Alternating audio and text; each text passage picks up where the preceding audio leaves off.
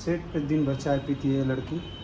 तो और क्या करें, चाय चाय भी नहीं बचा है। चाय पीना है बस, चाय ठंडा हो गया है।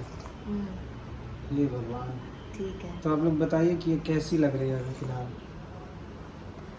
आप लोग बताइए गाइस, मैं कैसी लग रही हूँ। लग कैसी रहे, जैसी है वैसी। मैं अच्छा या ये अच्छा? आप कौन? मिल हो गया? मैं अच्छा कि ये अच्छा? आप कौन? आप कौन? मैं हूँ मेकअप आर्टिस्ट। अच्छा, इन्होंने इनको सुंदर बनाया। इनका नाम है, मतलब चेहरा सुधार केंद्र से आई हैं, शकल सुधार केंद्र से। मेरा नाम है संगीता यादव। आप लोग को भी मेकअप करवाना होगा इनका नाम है तन्नू यादव 914।